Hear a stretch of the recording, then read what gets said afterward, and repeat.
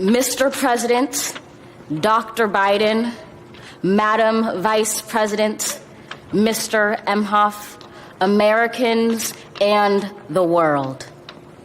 When day comes, we ask ourselves, where can we find light in this never-ending shade? The loss we carry, a sea we must wade. We've braved the belly of the beast. We've learned that quiet isn't always peace, and the norms and notions of what just isn't always just is. And yet the dawn is ours before we knew it. Somehow we do it. Somehow we've weathered and witnessed a nation that isn't broken, but simply unfinished. We, the successors of a country and a time where a skinny black girl descended from slaves and raised by a single mother can dream of becoming president, only to find herself reciting for one.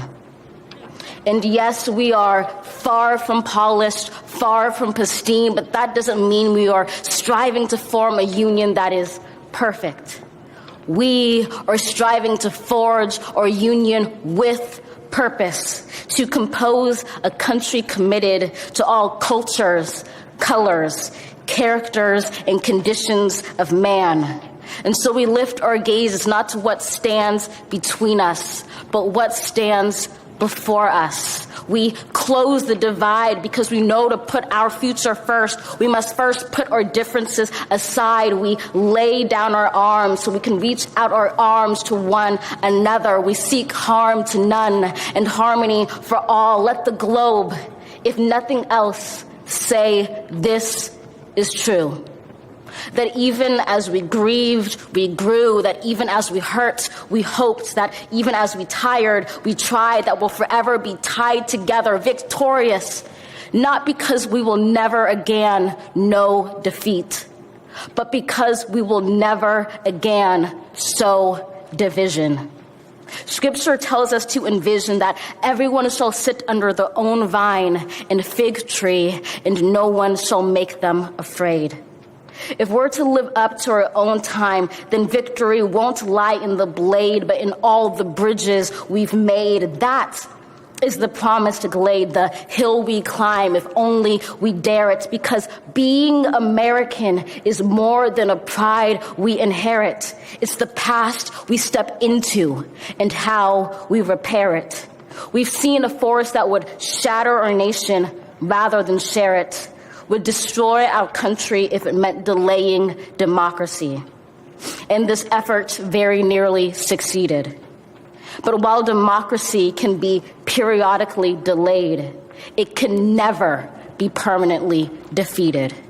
In this truth, in this faith we trust, for while we have our eyes on the future, history has its eyes on us. This is the era of just redemption. We feared it at its inception. We did not feel prepared to be the heirs of such a terrifying hour, but within it we found the power to author a new chapter, to offer hope and laughter to ourselves. So, while once we asked, how could we possibly prevail over catastrophe?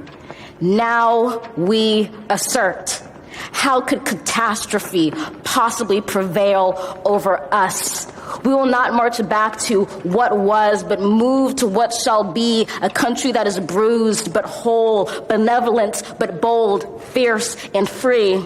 We will not be turned around or interrupted by intimidation, because we know our inaction and inertia will be the inheritance of the next generation. Our blunders become their burdens. But one thing is certain. If we merge mercy with might and might with right, then love becomes our legacy and change our children's birthright. So let us leave behind a country better than the one we were left. With every breath from my bronze-pounded chest, we will raise this wounded world into a wondrous one. We will rise from the gold-limbed hills of the West. We will rise from the wind-swept Northeast, where our forefathers first realized revolution. We will rise from the lake-rimmed cities of the Midwestern states. We will rise from the sun-baked South. We will rebuild, reconcile, and recover in every known nook of our nation, in every corner called our country. Our people, diverse and beautiful, will emerge battered and beautiful. When day comes, we step out of the shade of flame and unafraid. The new dawn blooms as we free it. For there is always light if only we're brave enough to see it, if only we're brave enough to be it.